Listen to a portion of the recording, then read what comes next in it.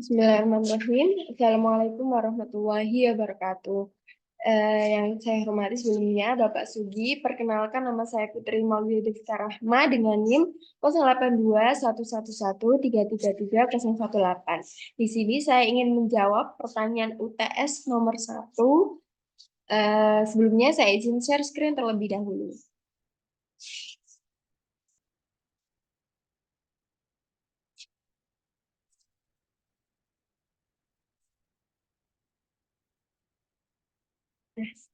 Jadi ini ada soal-soal dari teman-teman yang sudah di list. Kita akan jawab soal kelompok nomor 1. Dari Rofi'i, Muhammad Surya Putra, Siti Nurkhalifah, Alvimia, Anissa Fitri, dan Nitanya Bonita.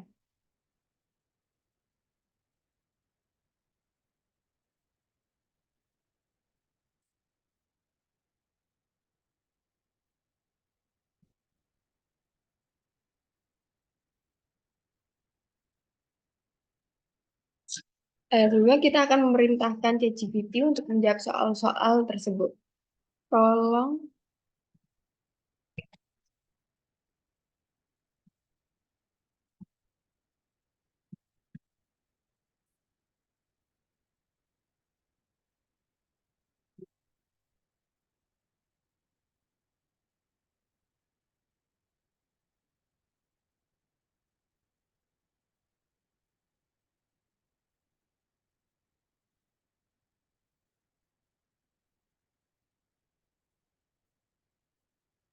Supaya kita lebih mudah untuk menjawabnya, kita akan memerintahkan GPT untuk menuliskan pertanyaan sekalian jawabannya.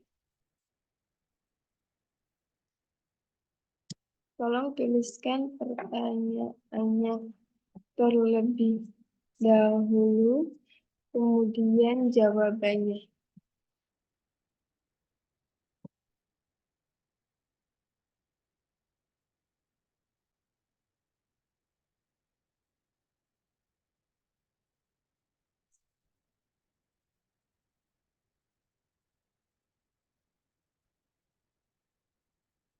Baik, sembari kita menunggu, di sini saya akan menjawab pertanyaan Rofi'i. Jadi, bisakah benda selain gas dan cairan dikelompokkan sebagai fluida?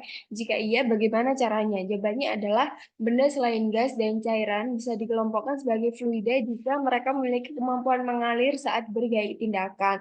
Contohnya ada plasma yang merupakan kumpulan partikel bermuatan yang dapat mengalir saat dikenai medan listrik atau medan magnet. Yang kedua, jika sesuatu yang mengalir kita disebut sebagai fluida, bisakah mekanika fluida menjelaskan aliran elektron dalam kawat atau aliran cahaya dalam serat optik? Jawabannya, mekanika fluida tidak secara langsung menjelaskan aliran elektron dalam kawat atau aliran cahaya dalam serat optik karena fenomena ini lebih terkait dengan mekanika kuantum dan elektromagnetisme. Yang ketiga, sampai skala seberapa kecil atau besar mekanika fluida bisa digunakan untuk menjelaskan sebuah fenomena? Jawabannya, mekanika fluida dapat digunakan untuk menjelaskan fenomena mulai dari skala besar seperti aliran atmosfer hingga skala kecil seperti aliran darah dalam pembuluh darah.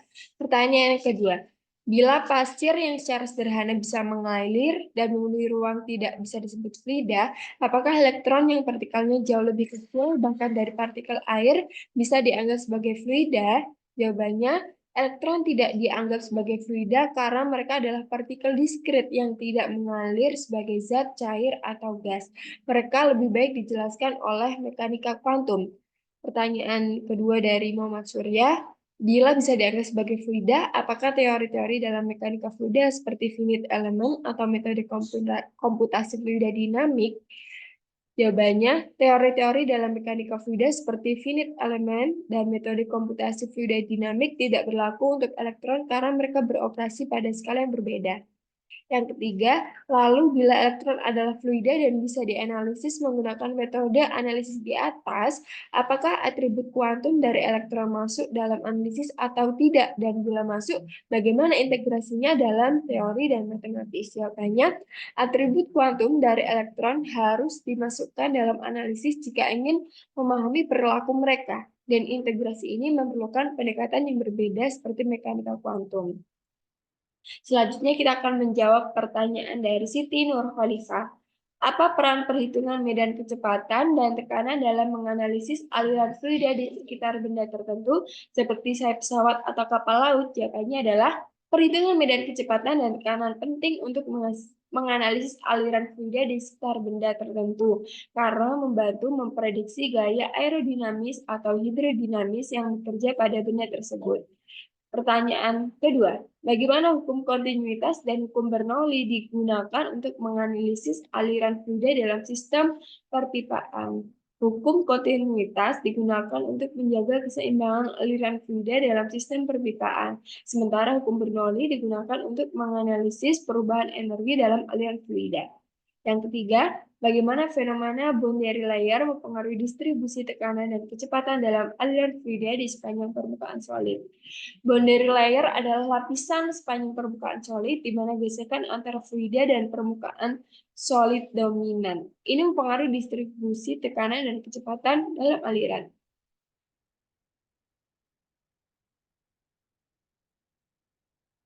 Ya, selanjutnya pertanyaan Alvinia.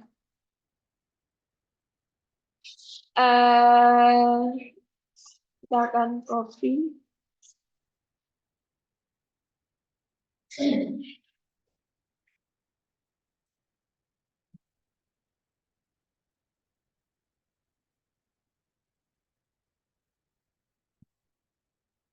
Berikan jawaban dari pertanyaan pertama.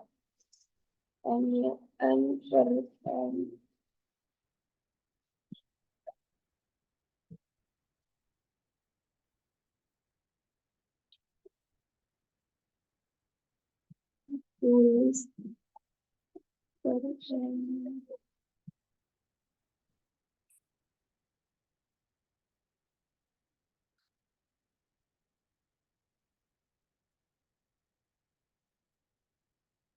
Baik, kita akan menjawab pertanyaan dari Alvinia. Bagaimana pengaruh interaksi antar molekul pada sifat-sifat fluida seperti viskositas dan tegangan permukaan? Bagaimana pengaruh ini dimodelkan dalam simulasi aliran fluida? Jawabannya adalah interaksi antar molekul mempengaruhi sifat-sifat fluida seperti viskositas dan tegangan permukaan. Misalnya, interaksi van der Waals menyebabkan viskositas meningkat dengan meningkatnya tekanan dan gaya tarik permukaan disebabkan oleh perbedaan daya antara molekul di permukaan dan di dalam fluida.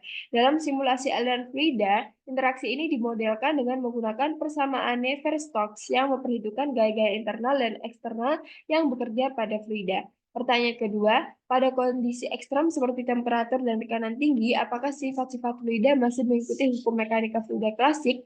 Jika tidak, bagaimana mekanika fluida dimodifikasi untuk memperhitungkan kondisi ekstrem ini?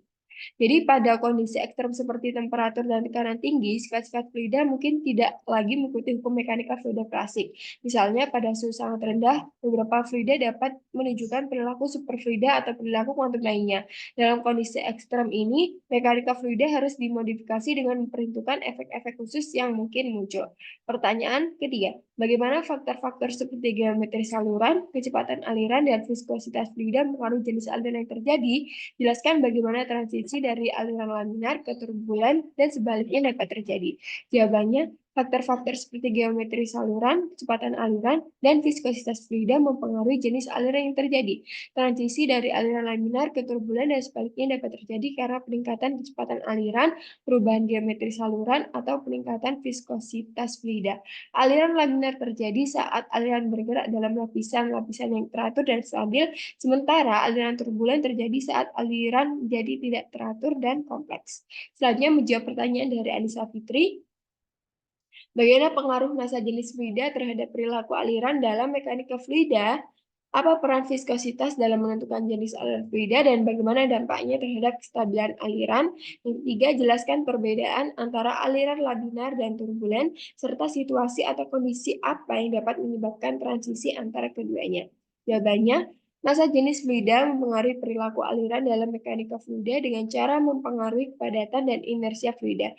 Fluida dengan massa jenis yang lebih tinggi cenderung lebih lambat untuk berubah arah alirannya dibandingkan dengan fluida yang memiliki massa jenis yang lebih rendah. Viskositas memainkan peran penting dalam menentukan jenis aliran fluida. Pada aliran dengan viskositas tinggi, lapisan fluida lebih cenderung untuk saling bergeser, menghasilkan aliran turbulen. Dampaknya terhadap kestabilan aliran adalah bahwa aliran dengan viskositas tinggi cenderung lebih stabil karena kecenderungan untuk menghambat terjadinya turbulensi. Nah, aliran laminar adalah aliran yang teratur dan berurutan, di mana fluida mengalir dalam lapisan-lapisan yang teratur. Aliran turbulen adalah aliran yang tidak teratur dan kompleks, di mana ada campuran gerakan turbulen dan laminar. Transisi antara keduanya dapat terjadi karena peningkatan kecepatan aliran, perubahan geometri saluran, atau peningkatan viskositas fluida. Faktor-faktor ini dapat menyebabkan gangguan dalam aliran laminar dan menyebabkan terjadinya turbulensi. Pertanyaan selanjutnya dari Netanya Bunita, partikel apa saja yang bisa digolongkan atau disebut sebagai fluida, hukum apa saja yang digunakan sebagai acuan dalam perhitungan mekanika fluida, dan apa penyebab atau faktor pembeda sehingga dalam perhitungan terdapat beberapa hukum yang berlaku. Jawabannya adalah partikel yang bisa digolongkan sebagai fluida adalah gas, cairan, dan plasma. Hukum yang digunakan sebagai acuan dalam perhitungan mekanika fluida antara lain hukum kontinuitas, hukum Bernoulli, dan hukum kekekalan momentum. Selanjutnya, terdapat beberapa hukum yang berlaku dalam mekanika fluida karena kondisi dan sifat aliran fluida yang berbeda-beda tergantung pada faktor-faktor seperti kecepatan aliran, viskositas fluida, geometri saluran, dan lainnya. Sebagai contoh, aliran laminar dapat dijelaskan menggunakan persamaan Navier-Stokes sederhana, sementara aliran turbulen memerlukan pendekatan yang lebih kompleks dengan tambahan model-model turbulens.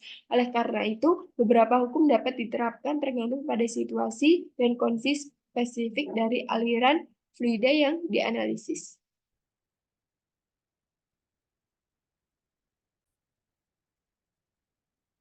Nah, selanjutnya kita akan menjawab pertanyaan dari Adelia Rizky. Yang pertama, dikatakan hukum kontinuitas bisa terjadi jika tidak ada sumber lain atau cabang lain. Jika ada sumber lain, apakah hukum kontinuitas masih berlaku? Apakah ada modifikasi bentuk hukum tersebut? Atau harus menggunakan hukum atau prinsip lain? Nah, apa itu? Pertanyaan kedua, apa perbedaan yang paling mendasar dari persamaan Euler dan Bernoulli dan kapan harus menggunakan persamaan Euler? Kapan harus menggunakan persamaan Bernoulli? Yang ketiga, apakah ada syarat tertentu untuk fluida tertentu untuk penggunaan persamaan Euler dan Bernoulli? Jawabannya, yang pertama, hukum kontinuitas tetap berlaku dalam situasi dengan dua masukan dan satu keluaran. Namun, dalam kasus ini, bentuk hukum kontinuitas harus dimodifikasi untuk memasukkan sumber-sumber tambahan tersebut. Modifikasi ini dapat dilakukan dengan menambahkan suku-suku tambahan yang mewakili laju masukan dari sumber-sumber tersebut. Yang kedua, perbedaan dasar antara persamaan Euler dan Bernoulli adalah bahwa persamaan Euler menggambarkan keseimbangan momentum dalam volume kontrol, sedangkan persamaan Bernoulli menggambarkan perubahan energi total dalam aliran. Persamaan Euler harus digunakan untuk menganalisis aliran yang bersifat unsteady, tidak mengalirkan atau mengalirkan di sepanjang garis aliran. Sementara Bernoulli cocok untuk aliran steady, incompressible, dan inviscid. Yang ketiga, penggunaan persamaan Euler dan Bernoulli tidak terbatas pada jenis fluida tertentu, namun ada asumsi-asumsi tertentu yang perlu dipenuhi. Persamaan Euler biasanya digunakan untuk aliran dengan kecepatan tinggi, tekanan yang berubah secara signifikan, dan ketika efek viskositas tidak signifikan, persamaan Bernoulli di sisi lain lebih cocok untuk aliran steady, incompressible, dan inviscid, di mana perubahan energi kinetik dan potensial dalam aliran dapat diabaikan. Pertanyaan selanjutnya, dapatkah hukum kontinuitas diterapkan pada aliran fluida yang kompresibel? Mengapa atau mengapa tidak? Lalu dengan menggunakan metode manakah untuk menyelesaikan kasus aliran fluida yang kompresibel? Apakah dapat diselesaikan dengan persamaan Euler atau persamaan Bernoulli? Yang pertanyaan kedua, bagaimana hukum kontinuitas digunakan dalam situasi di mana terjadi perubahan drastis dalam aliran fluida seperti pada fenomena turbulen atau aliran supersonik? Yang ketiga, apakah ada batasan atau kondisi di mana hukum kontinuitas tidak berlaku dalam konteks aliran fluida dan bagaimana hal tersebut mempengaruhi analisis dan perancangan sistem perpipaan atau saluran? Jawabannya adalah Hukum kontinuitas biasanya digunakan untuk aliran fluida inkompresibel sehingga tidak dapat langsung diterapkan pada aliran fluida yang kompresibel. Namun, hukum kontinuitas dapat dimodifikasi untuk diterapkan pada aliran kompresibel dengan mempertimbangkan perubahan densitas fluida. Untuk aliran fluida kompresibel, persamaan Euler lebih tepat daripada persamaan Bernoulli. Jawaban untuk pertanyaan kedua, hukum kontinuitas tetap dapat digunakan dalam situasi di mana terjadi perubahan drastis dalam aliran fluida seperti pada fenomena turbulen atau aliran supersonik. Namun perubahan ini harus dipertimbangkan dalam modifikasi hukum kontinuitas untuk memperhitungkan efek turbulensi atau kompresibilitasnya. Selanjutnya, hukum kontinuitas biasanya tidak berlaku untuk aliran fluida yang tidak steady atau mengalami perubahan yang signifikan dalam sifat-sifatnya, seperti aliran dengan kecepatan yang bervariasi secara signifikan atau aliran dengan kondisi batas yang kompleks. Selanjutnya, dari Muhammad Saida. Jawabannya adalah hukum kontinuitas dapat diterapkan dalam analisis aliran fluida yang tidak terarah dengan mempertimbangkan laju masukan dan keluaran fluida dari volume kontrol di sekitar objek yang bergerak. Persamaan Euler digunakan untuk menggambarkan gerakan fluida dalam mekanika fluida karena menggambarkan keseimbangan momentum dalam volume kontrol. Terus persamaan Euler dan persamaan Bernoulli digunakan bersama-sama untuk menganalisis aliran fluida sepanjang pipa ketika perubahan tekanan dan kecepatan aliran signifikan.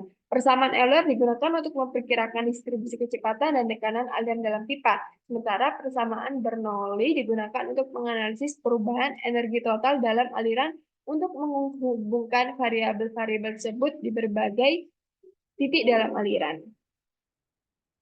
Nah, saya akan menjawab pertanyaan-pertanyaan selanjutnya di video berikutnya. Jadi untuk video ini saya cukupkan terlebih dahulu, kurang lebihnya mohon maaf dan terima kasih sebanyak-banyaknya. Wassalamualaikum warahmatullahi wabarakatuh.